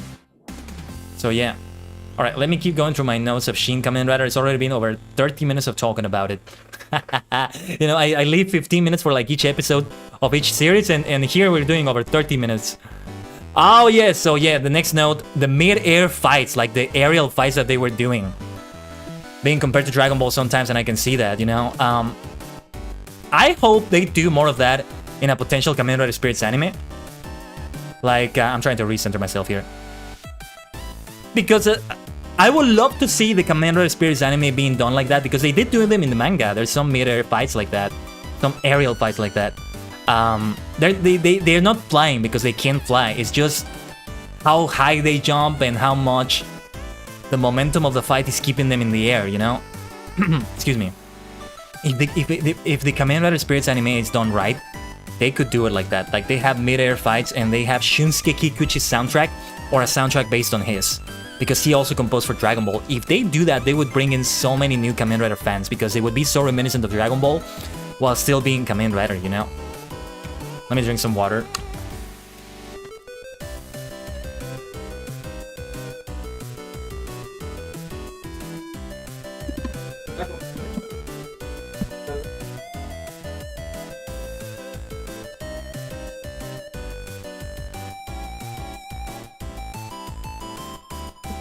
Give me a second here, I'm checking something.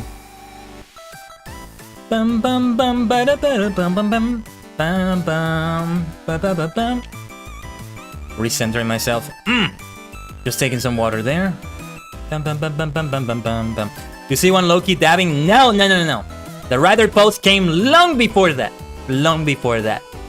They never dab. Everybody that dabs is doing a Kamen Rider pose, rather. Remember that. Yeah, stronger B3, Rider 2 have that a little bit. I just hope the aerial file would consider gravity. If they don't do that, I can see people comparing it to DBZ. Well, yeah, that's the thing, that they're kind of defying gravity, Freeman, by the way they're doing it. That's the thing. That's the thing. That's the thing about it. So yeah, hold on, I need to make a note about something.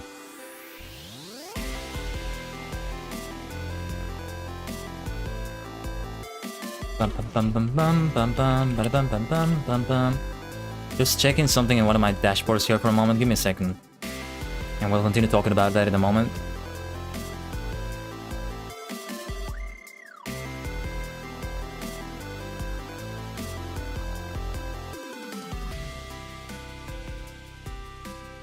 But yeah, what was my next note? That would be great to see. Oh yeah, the next note was about the Kamakiri and Chameleon Kaijin. It was great to see. I thought it was just gonna be Chameleon, but they also took Kamakiri Otoko. So Chameleon Otoko, Kamakiri Otoko from the original series. It was like they took the helmets straight from the original designs and they combined it into one. So half of the original Chameleon helmet and the original Kamakiri helmet, and it was like, oh my god, it was like so good. Like, what the hell? What the hell? I love the way that was done. That was a great twist as well. Unless they have mini jetpack on them. They don't, I think, but they have all sorts of features on their, like, on their cybernetic selves and all that. So there's that, I don't know. But yeah, my next note was about what I mentioned earlier, about seeing this happen over 13 episodes instead. you know, they have more kaijin this time, but they still have the same plot lines of Ruriko dying at the end. Because, you know, I like that. I like that Ruriko ended up dying, because she disappeared from the original series because the actress kind of moved on, and it was also kind of like of the retooling that they did, like with episode 14 and so. But they sort of just waved it away for a moment. Like they just said Ruriko went with Hongo outside of Japan, but then when Hongo appears like in Switzerland later in the series and then comes back to Japan, Ruriko is no longer with him. It's other people, other allies that he made, and we kind of don't know what happened to her. Eventually, they kind of like separated. They went separate ways. I mean, so yeah, that was the thing I was talking about. So that, you know, Ruriko dying would be here just more spread out. Ichimonji appears too and has an introduction, and later his arc becoming Kamen Rider 2, just more spread out. Like, it would be so fascinating to see it. But you know, this needed to be a movie. This needed to be a movie like Hideaki Anno like this. It just needed to be that for sure. But the alternate universe, right, where they did it like that. That's what I was talking about.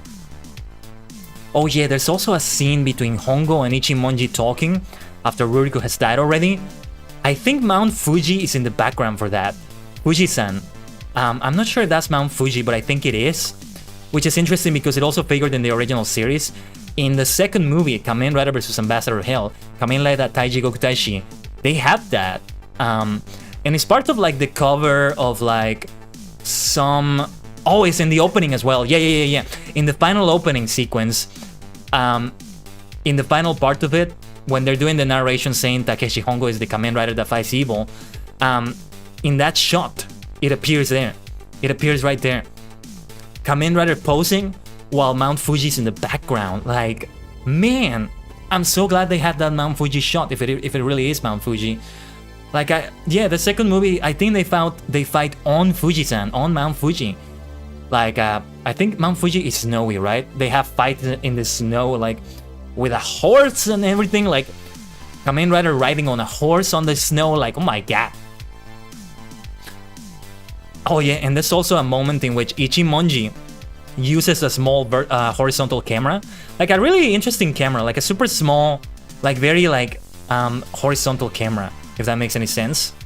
And I think it's exactly like the camera that the original Ichimonji had in the original series, in like his first episodes, when he shows himself with a camera.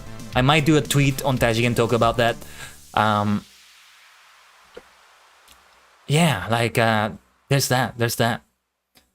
And then the next note I did was about the 12 Shocker Riders that then became 6. So they had 12 Shocker Riders, chasing Rider 1 and Rider 2. That's taken from the original manga, which they later did in Kamen Rider Spirits, sort of retconning the original series, in which they said that between episodes 13 and 14 off screen, what was I gonna say?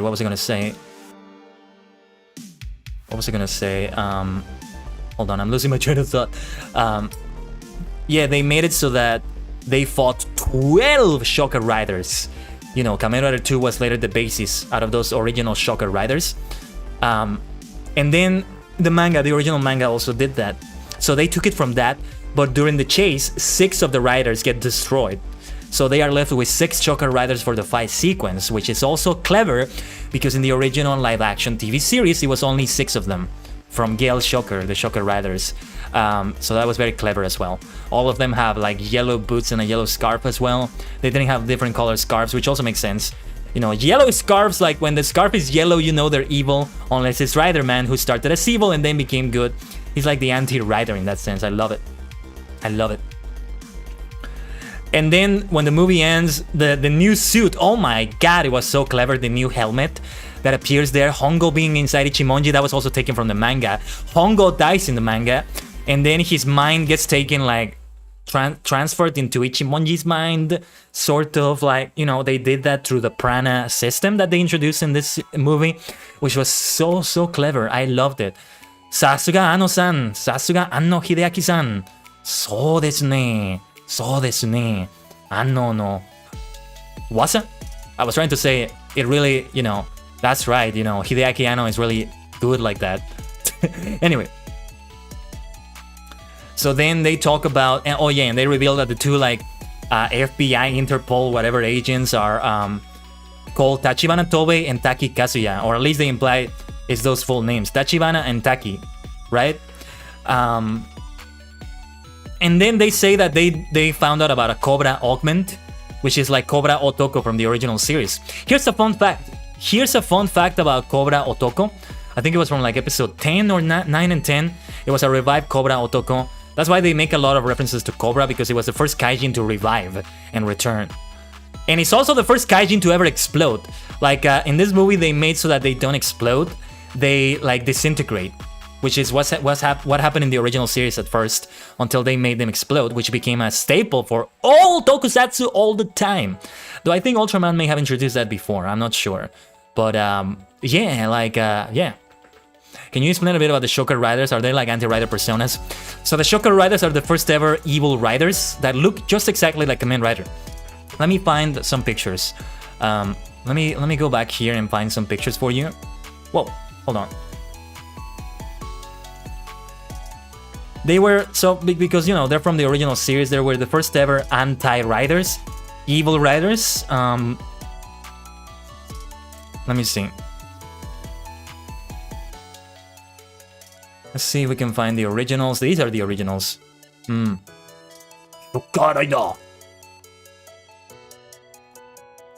So there they... Ooh, this is very big. Hold on. So there they are. They have different colored scarves, and they look just like the original riders, only that they're not. And they have the scarf and the gloves and boots, which are yellow. Because Gale Shocker... It wasn't Shocker at the time, it was Gale Shocker. At the later part of the original series, yellow was like a big color for them. So that's why they did it then. But even then, afterwards, they would have yellow be like a thing for evil riders. Let's see. Fake Kamen Rider Super 1. Let me see if I can find it here. Yeah, there's a fake Kamen Rider Super 1, and look at the scarf. It's yellow. The original Super 1 has a red scarf, and they made it be a yellow one for like a robot fake Super 1 for a moment. Let me see. Let me see if I can find a picture. Yeah, Sky Rider. Look at that, look at that. In Sky Rider, like, new Kamen Rider, they did it again. The original Sky Rider is right here in the center. Can you see my mouse? There we go. And then the other fake ones are the ones with the yellow scarf. So they did it from there. Key! Great to see you, Key! How's it going? I'm just losing my voice right now, talking passionately about all the tokusatsu stuff lately, especially Shin. Oh yeah, but it's good to have you, Key. So yeah, they were like just the evil clones, basically, of the original riders. That's what they were. It is also related to Golden Rider as being evil. Maybe it's the other way around, Freeman. Actually, yeah, now that you mention it, yeah. Like the Kamen Rider Spirits manga, the Great Leader does the same thing. The Great Leader takes on the forms of every rider except Riderman, and he has a yellow scarf for all of them. And then for Sekros, who is like the main character of that manga, is about Kamen Rider Sekros' story being retold. He's golden. He's like a golden Sekros. Maybe that's also why Gold Drive in Kamen Rider Drive was gold. Now he returned as Bronze Drive in Outsiders, but yeah. Let me drink more water though. Blah. I'm losing my voice. You know, maybe I should tone it down a little bit. I get so excited, but I don't need to like say it so loudly.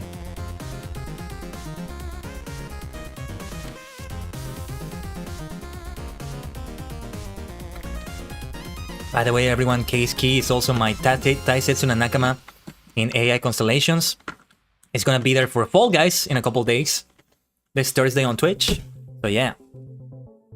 I like how the video recommended under your live video on my site is Shin Godzilla. There you go. It should have been Shin Kamen Rider stuff. Like the trailer or something, you know? But yeah, that's close enough. It's also by Hideaki Anno. It's like the Shin universe, the Shin trilogy. But yeah, and then we're almost finished talking about it actually. The final thing, like in the credits, I'm glad I stayed to watch the entire credits. I sound like I watched it in the theater, but I just watched it on Prime Video, not on a movie theater. But like in the credits, after they have like the first songs they have in the credits and all that, Let's Go Rider Kick, the original opening goes into there. The version with like Masato Shimon, not the version that was sung by Hiroshi Fujioka. Like the one by Masato Shimon, I think is the one that was used the most. The version with Fujioka is also great though. You forgot about the collab? Yeah, like you told me you were gonna be there. If you can't make it, that's alright, Key, that's alright. But yeah, we're gonna be playing Fall Guys at about 12 p.m. Central on Thursday. I bash my shins into a wall is what I think of when I hear shin. We're talking in Japanese. This Japanese word, you maniac. But yeah, don't break your shins, don't break your shins. And then after Let's Go Rider Kick, they put the TV-sized version of Lonely Kamen Rider, which was the final ending, ending theme of the original series, and like the lyrics fit it so well. And then it's great how it fits this movie as well, the lonely aspect of Kamen Rider. Koya o wataru kaze hyo hyo to hitori demo kamen rider. See, that was one of the songs I was singing earlier before the stream because of the movie. Kanashimi o kamishimete hitori tatakau. Saredo waratomo wagatomo waga furusato. Okay, I'm not gonna sing the whole thing, but it's a great song. I like singing it. Shin-chan. Oh, that's funny you mentioned that, Freeman. They realized the similarity with the name, so they made a little collab with Shin-chan. Like we saw Shin-chan versions of the Double Riders and Ruriko, I think. Get in the robot, Shinji. Yeah, you see, Evangelion was also by Hideaki Anno. I mean, it's the thing he's known for, arguably. Now I'm gonna know him more for Shin Kamen Rider. One day I will watch Evangelion though, I definitely gotta watch it. And then after Lonely Kamen Rider, they had Kaetekuru Rider. Another song from the original series that kind of gets forgotten, but of course Hideaki Anno wouldn't forget about it. And they just had it like that in the credits, like at the end of it. That's what they did. That's what they did. And man, what a fantastic movie it was, for God's sake. Just everybody go and watch Shin Kamen Rider. Even if you know nothing about Kamen Rider, it's perfect because you don't need to know anything. Like, you'll appreciate what Kamen Rider is all about thanks to that movie. It will make you really realize. And well, maybe it's gonna make you addicted to it. Want to see other Kamen Rider stuff. I would recommend watching the original series, or at least the 2 movies from it after this. Or reading the manga, or watching fights, or watching B3, or... Yeah, oh my god. Yeah, with that, let's conclude talking about Shin Kamen Rider. Alright, so let's wrap things up, alright? Let's wrap things up. So, usually what I do at this point is give a rating to everything, so let's do that. Usually what I give a rating for is one single episode, not a whole movie, right? But I'm gonna be doing that for Shin Kamen Rider. So, Ultraman Blazar Episode 3, what is my rating? See, I'm tempted to give it like a 9 or 9.5 or something, but I feel like maybe I should do less than that because it's much closer to Shin Kamen Rider's rating. But, you know, a single episode compared to a whole movie is not exactly the same thing. So, yeah. Ultraman Blazar's episode was 9 out of 10 for me. I mean, it was a nice episode. Everything was done right. I mean, I enjoyed it. I'm gonna rate episode 3 of Ultraman Blazar 9 out of 10. It's really difficult for me to rate something low, you know? I see great things in everything. I see the best out of everything. I'm an optimist, maybe you could say, but I don't know. I just see it that way. So yeah, Ultraman Blazar episode 3 is gonna be 9 out of 10. Geats is gonna be oh my god, like the things they did in this episode was great. 9.5 out of 10. And then King-Ohger, the rating might be a little bit lower because they mostly made this be a recap show. It's not a bad thing, it's just not something that's gonna get a higher rating, so I'm gonna give it an 8.5. But I don't know, I feel like I gotta give it a 9 because everything King-Ohger related is so well done. Like, my god, like, and that intro with like the dancing, it's gonna be a 9. No, it's gonna be an 8.5. It's gonna be an 8.5. And then Shin Kamen Rider. I mean, this is only like the 3rd episode, but I mean, it's rare for me to give a complete 10 out of 10 rating to something. But finally, we are seeing it here. This is a 10 out of 10. Actually, maybe it's not that difficult for me to give something that. I'm thinking of the Tycoon vs Shinobi special. Because of what they did with Sekros there. I might give it a 10 out of 10, but yeah. The original Sekiro special, I like to give it a 10 out of 10. Shin, which is over my face here. Actually, it is good to have it over my face like this. Shin. I gotta rewatch the hell out of this movie. It's a 10 out of 10. It's a 10 out of 10 right there, my friends. And on that great note, let's wrap it up, Minna. That's this week's Tajigen Toku Tuesday talk, a special edition. Talking about Shin. I nearly spent an entire hour talking about it, which is no surprise. It's no surprise. We may still talk about it even more after this stream. Yeah. Because it was just so freaking good. I have so many other things to say about it probably, but we'll leave that for another time. So yeah, thank you everybody for coming to this Triple T Toku Tuesday talk. Yeah, I took 21 notes, Moon. Exactly 21 notes, and every other series had no more than 3, I think. Or 4, maybe 5. This one, 21 notes. To be fair, it is a 2-hour movie instead of a 23-minute episode or so. But still, you know, still. And again, there's gotta be so many other things I want to say about it. But anyway, so what is gonna be happening later this week? So the next stream is gonna be Thursday, Fall Guys, AI Constellations collab. Ace and Key are most likely going to appear there. So make sure to tune in for that. Where is my music? Hold on. Let's get the music back. Then, you know, Final Fantasy Friday, World of Final Fantasy first on YouTube on the first half of the day, and then Final Fantasy 14 on Twitch on the second half of the day. Of course, Heaven's Sword, and then more World of Final Fantasy on Saturday, because I need to have more streams for that, keep advancing through the game. Last week, I wanted to play more, and I ended up, like, ending the stream earlier than I wanted to, actually. And I kind of regretted that, so let's have even more time for that. And then there's no Japanese learning stream this Sunday. This Sunday, it is my grandmother's 80th birthday. So I'm gonna be just with her nearly the entire day. Most of the family being there, like... No stream. No stream. Alright? Alright? Let's get back to the multi-dimensional portal. You're a maniac, oh wait, you already are? Of course I am, Moon. Yeah, thank you, Freeman, also for coming to the stream. 80th, Moon. No, not the 18th. Oh my god, my grandma is so young. Like, on my human self, you know? I do have one. Maybe let's collab on FF14. Key, what did you just say? Did you have FF14 as well? Are you kidding me? Let's do it as well. Let's also collab on FF14. Oh my god, that would be great. Or if you get it, or if you start playing it and you haven't played it yet, like, let's go for it. I'll carry you. I'm not like super far into the game, but like I'm much further. Much further than a starter player would be, right? So I would be able to like carry you there. I'm a sub, you know. Well, not subscriber, but you know, I bought the game. I'm gonna be a sub. So yeah.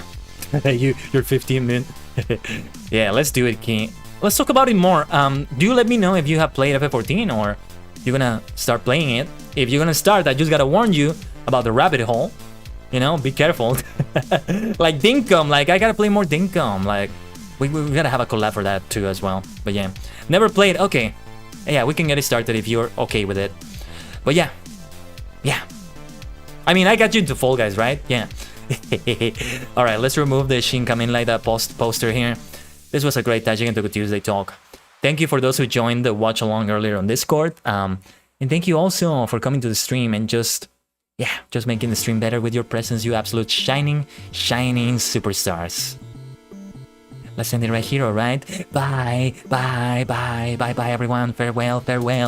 Otsukai-sama.